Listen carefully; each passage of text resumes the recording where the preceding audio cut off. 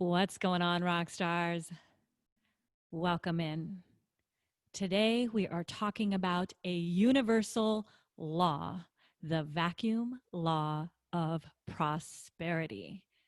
If you're new joining us on the 1% Life show, drop a 1 for brand new. If you've been here before, drop a 2. We love to know who our repeat viewers are and listeners are. And if you're brand new to the show, we want to be able to welcome you in as well. So rock stars, let me introduce myself. For those of you who don't know me, my name is JoanieDhillon, peak performance coach and trainer.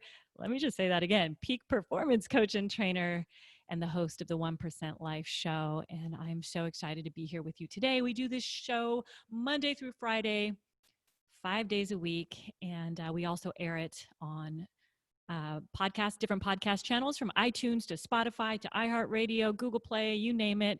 We're there. You can catch us there as well at the 1% Life show. So rockstars, let's get into this.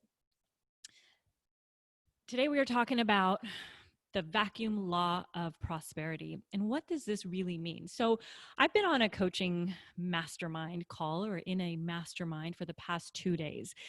And during this call, one of the incredible mastermind participants, a friend of mine, Scott, made a really powerful comment on that call that referenced this law.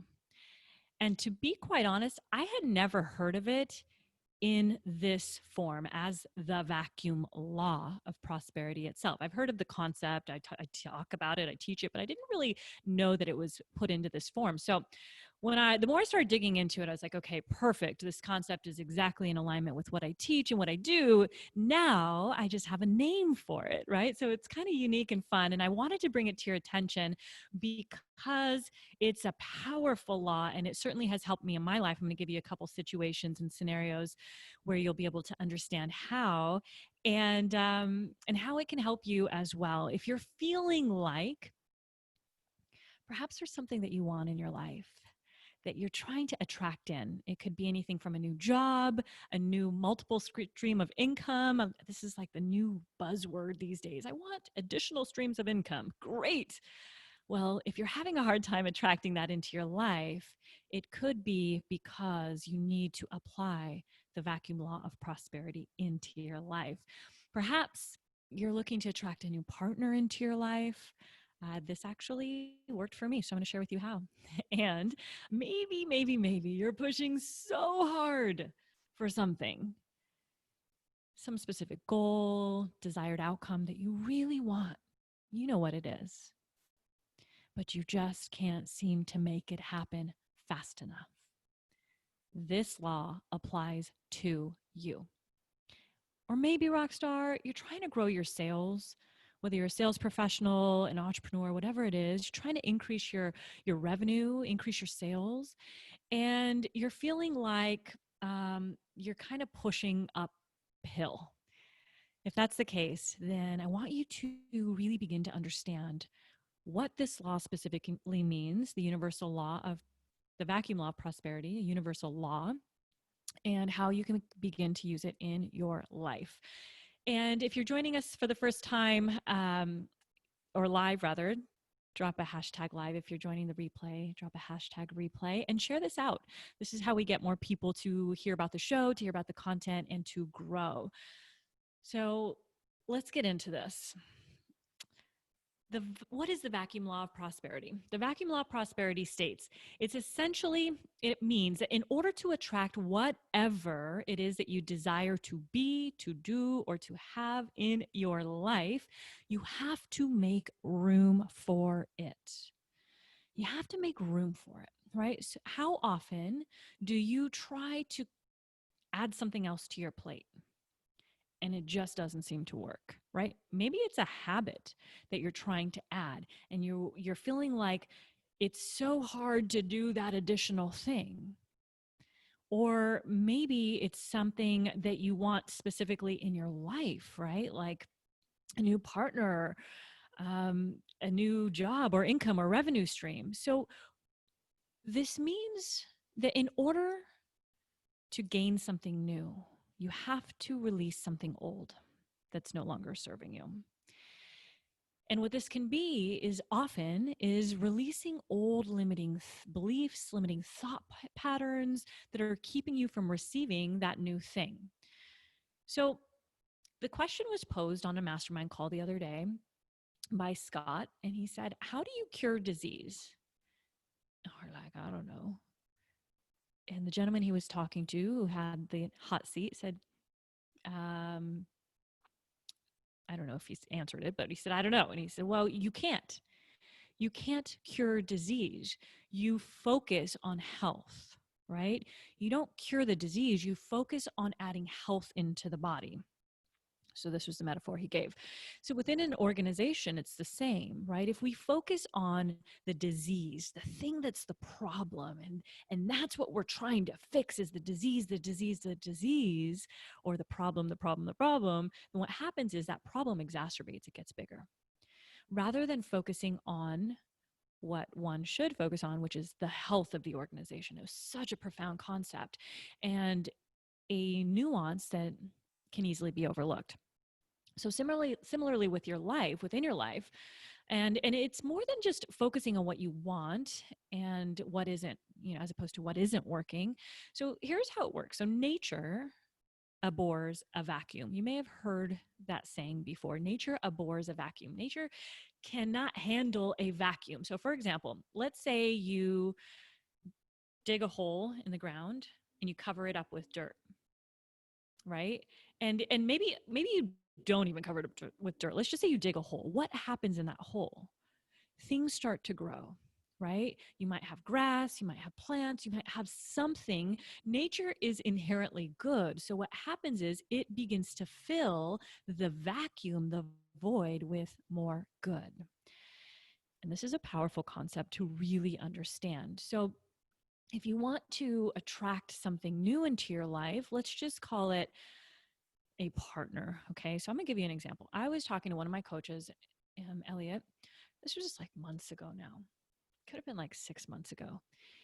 And Elliot was like really focused on why I didn't have a partner in my life. Real story.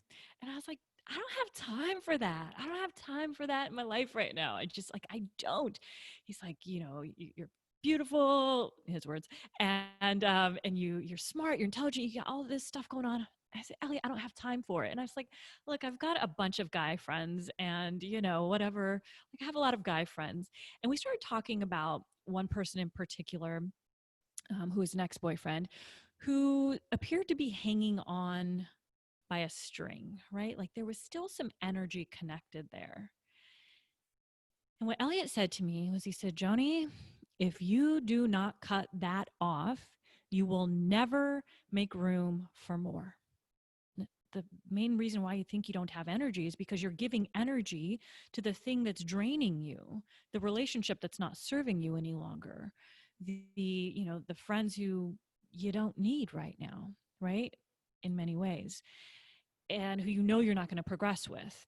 And it was kind of a powerful moment where I realized, I was like, dude, he's right. But like cut it off, like not even friends. And it was, yeah, cut it off, not even friends. And there was a power in that. And it took me a few months to actually be able to do it. And then I consciously went about cutting it off. I didn't know I'd be talking about this, but that seems to be my life on this show these days. And it was no sooner than I really officially had cut it off that something entered into my life. A special someone entered into my life and filled the void that was no longer there because I decided to let go of that which wasn't serving me, the dead weight, right? Created a void, a vacuum. Nature can't handle that. It wants to fill it naturally for you. So it filled the void. And this has happened a lot in my life. And I want you to think about, where has this happened for you specifically? One of the things that happened on our call yesterday was, we were doing our mastermind call, one of the guys in the call was saying, look, I've got this tax bill that I need to deal with. It's this huge tax bill. I've got this attorney, this problem with a business partner. It's this massive situation. I don't have time. I don't have the energy to deal with it. And quite honestly, I'm a little reluctant in spending the cash outlay because I need it right now, right? He had to make a big pivot in his business, a huge pivot. And he's like, I need it right now. And so I spoke up a little bit and I said, listen, what if you were to look at this differently? What if you were to not look at holding on to the thing out of scarcity and lack, but what if you were to look at, what if I make the decision and take the leap and do the thing, meaning hire the attorney and speak to whoever else he needed to handle his taxes and all that other stuff, knowing that that simple action and activity is going to welcome in, right? Putting out the cash, it's going to welcome in. I didn't even really realize that this was the vacuum law of prosperity. And when I said it, because it was a new concept that I had heard of in that context. And I just know how the universal laws work, period. And think of it as welcoming in more business. Like, what if that simple act of knowing that you're spending whatever amount of money it was, $5,000, $10,000, $20,000, that would just bring in new clients? I kid you not, you guys, within the next 5 minutes or 10 minutes at the most, he says, wow, literally, upon making the decision to do the thing, 2 ideal clients reached out and booked calls with him. How powerful is that? And how powerful of a message is that from the universe that, you release the thing, create the void, the vacuum, and it will naturally be filled.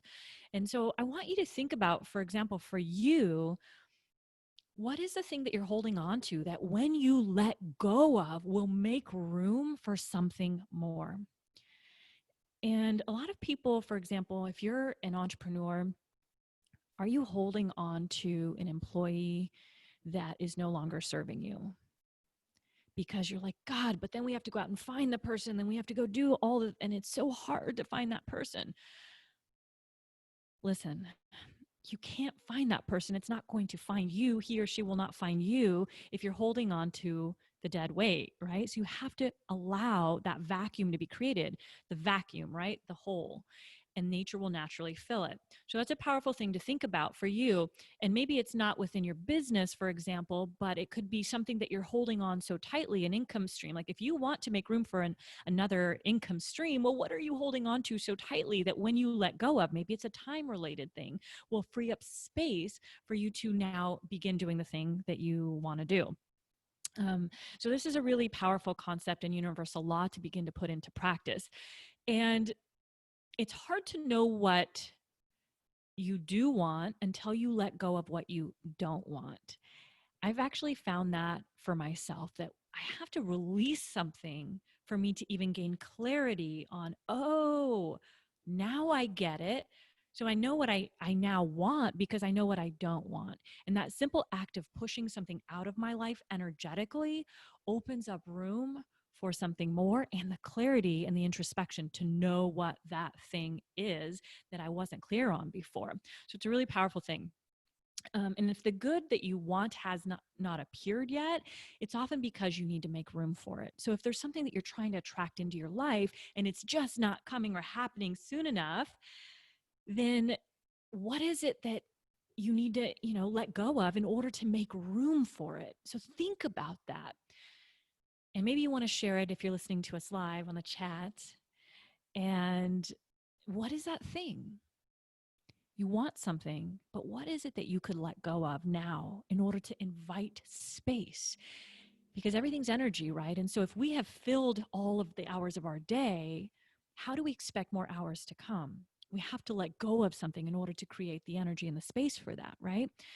And if your schedule is just jam-packed, you won't have the time, the energy, and the space because you have not yet seen or understood where that time, energy, and space is going to come from. So it's really an important energetic thing to do to make room for the thing that you're trying to attract. So here's another thing that came up when I was really thinking about this, and that's attachment.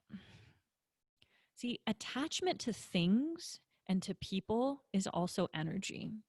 We attach to people often, and we attach to things. And when we hold on to something that's so meaningful because we gave the thing meaning, then is that preventing something else from coming in? Maybe it's a piece of furniture. Maybe it's a simple, I know for me, gosh, this was like such an epiphany. The last time or 2 times ago when I came back from a mastermind, the same one that I was in Vegas and I came home and I had this huge epiphany of who I was being and who I was holding on to from the past. And that person that I was holding on to was a top performing sales professional, number one rep, and all these, you know, things that mattered to me at one point that were no longer a part of my identity now. And here's what's crazy about that. I literally was holding on to things in my life that represented that past identity. I was holding on to a full closet full of clothes. Guys, I had been gone from my job for almost 5 years. I had all kinds of business pants and dress shirts and, shoes that I'd no longer ever wear. I mean, look at me. I'm wearing an Aloha cropped shirt. Sorry, didn't mean to flash you. But, it's like, I like to be casual. And if I'm going to an event and I want to dress up, I'm going to go buy a new outfit for that with some new heels and I'm going to wear that. Or most likely just rock my Converse, right? So that's just who I am now. But me holding on to the identity of the past through simply holding on to clothing that I was not going to wear anymore because it did not represent who I was now was sucking up energy, mental bandwidth. Open my closet. I literally had to go through in my mind all of the clothes that were in there that didn't even represent me. I would never pick up any longer and put on. And many of them still had tags that were not even worn yet. So I remember this. It was a really powerful defining moment for me in this shift of identity, which I love. Masterminds do that you start thinking about what you want to let go of that no longer serves you right now, the belief systems, the part of your identity that's just no longer serving you, and you let go of it and get clear on who you want to be. And so that next day I got back from Vegas and I literally started ripping out the clothes in my closet. It was like this massive epiphany happened where I was like, whoa, whoa, whoa, this no longer represents me and who I am. The success in my business has nothing to do with my past success as a sales professional, has nothing to do with that. Me going out and creating massive impact in the world has nothing to do with how many trophies and awards I have sitting on my shelves.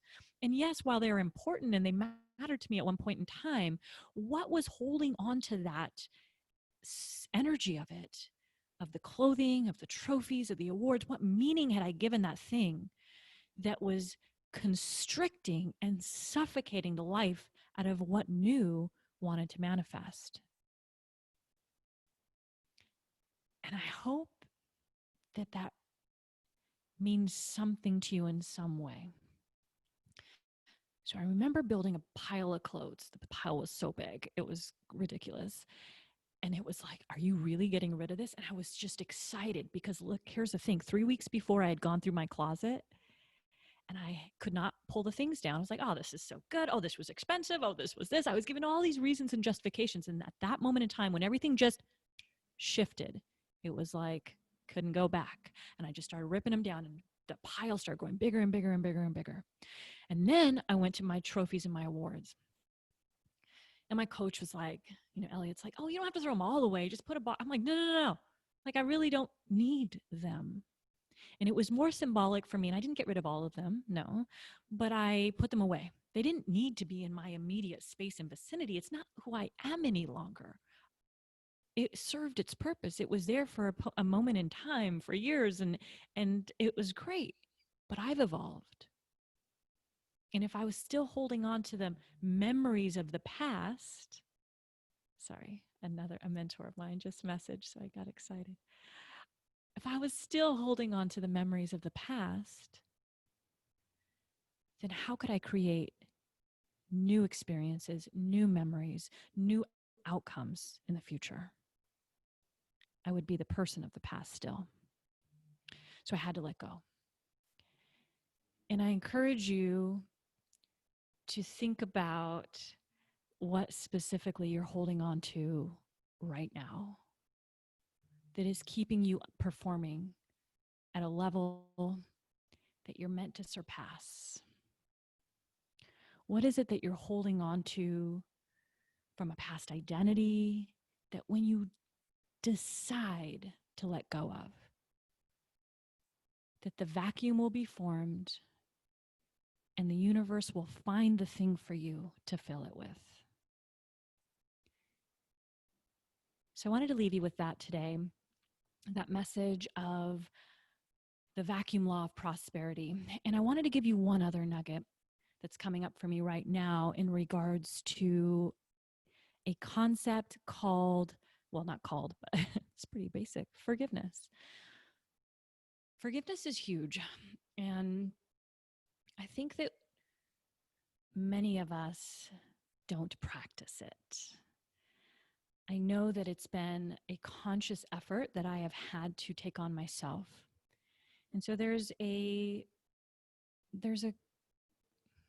curriculum or a program called 40 Years of Zen that David Asprey does.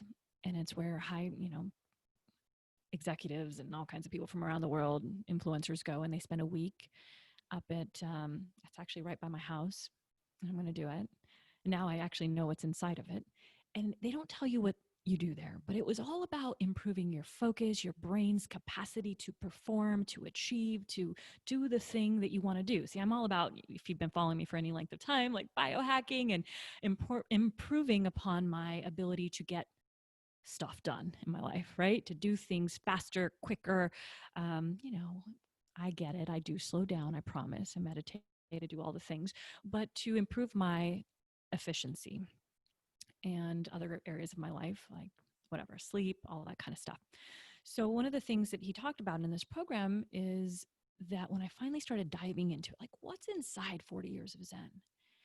How are they improving upon the brain's ability to focus, to think more quickly, more clearly, gain more creativity, all of that stuff, to tap into that part of you that's there?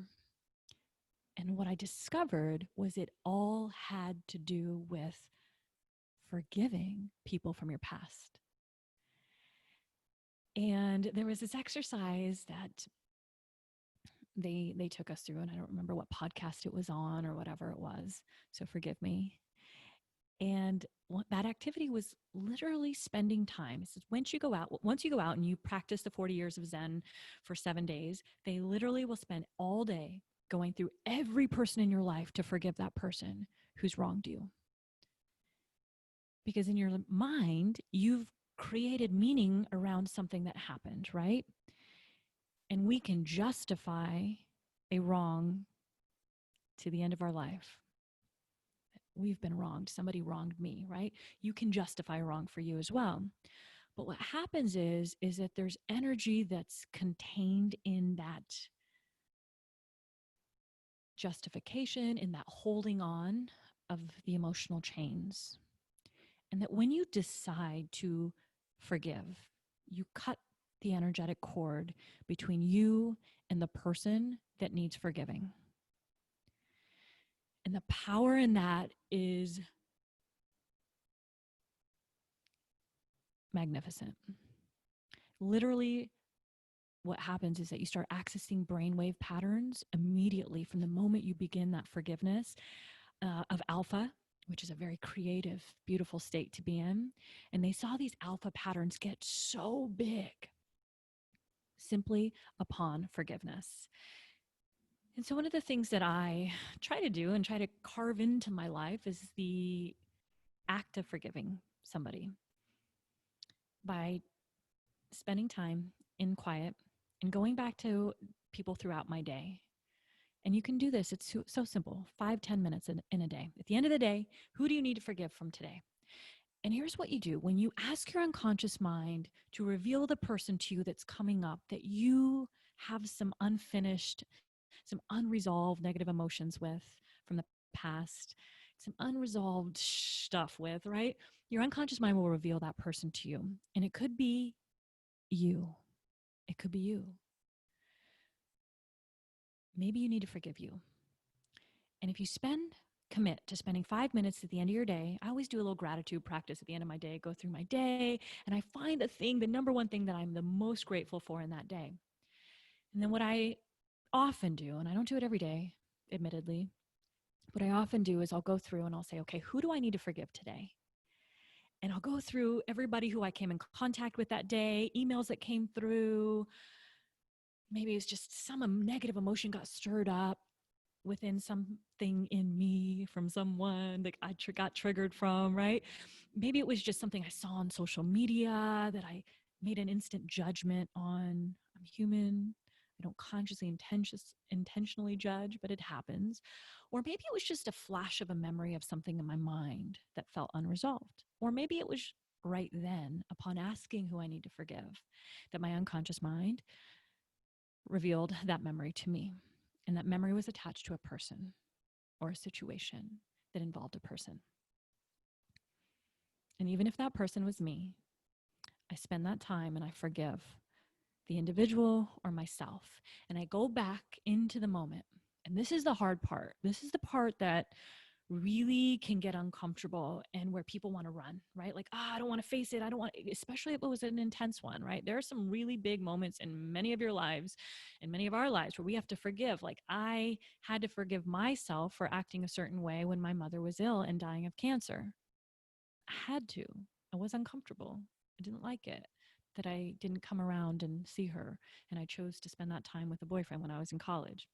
I had to forgive myself for that. I did see her, but not to the amount that I had wanted to. And we hold on to those negative emotions from the past, and it's like this heavy weight that we're carrying behind us that holds us down, that drags you down. And so when you can begin to forgive and go back and say, okay, what if I could see it from a different lens? What if I could see it from their perspective? What could they have possibly been thinking? What could have been their intention? And finding a place to say, oh, I see how that, like to find a neutral zone, right? Like, I see how maybe this person could have thought this. Maybe they could have thought that I wouldn't have taken it this way. Maybe they said the thing that they said because they really were well-intentioned and they didn't know that it was going to hurt me like it did. See, I'm a firm believer that people are doing the best they can with the resources they have available to them in their life. And we don't all come with the same set of resources, nor do we develop those same set of resources. And as you begin to develop new resources and new frames through which to see the world, you're unique, right, from the next person. And so we can't expect everybody to have the same lens that we have because they went through all their own experiences. So when you can start to see what may have caused them to react in this way, what could have been their intention, and start to forgive. And as uncomfortable as it is, like, I forgive you for, okay, and start pouring love. Like, I literally will envision, this is so funny, I didn't plan to go here in this, but here's where we're going. Envision a white light coming from above, showering down into my head like a shower, filling my body, filling my crown, filling my entire body, shooting out of my heart to that person that I see the image in my mind's eye, shooting right into them and filling their entire body. And man, sometimes it can be difficult. But if you go in with that intention that I forgive you, I may not understand the thing that you did, I may not like what you did, but I forgive you for doing it. Watch and see how free you begin to feel. And that vacuum that's created by simply forgiving somebody. Simply forgiving someone. It's actually quite big of an act to do. And you can do it. But that act of forgiveness now creates an opening for the universe to fill with something that serves you. Whatever that is for you. And because the nature is innately good, it will fill it with something positive and good. When you let go of a bunch of clutter in your house, you make room for something beautiful, unique, and more, whatever that is. So I hope you enjoyed this episode of the 1% Life Rockstar. And if you did, take a screenshot, tag me in it, share it on Instagram or Facebook or any other platform that you're on. Tag somebody here if you're watching this live or the replay who needs to hear this, and share this out. Help us help more people. And most importantly, get out there and change some lives today. They need it more than you know. And it begins with you. So forgive yourself first, forgive others, and let go of the thing that you've been holding on to, the attachment, the person who's no longer serving you, the thing that you're now ready to let go of, to allow room for something more. Bye, Rockstar. Until next time, peace.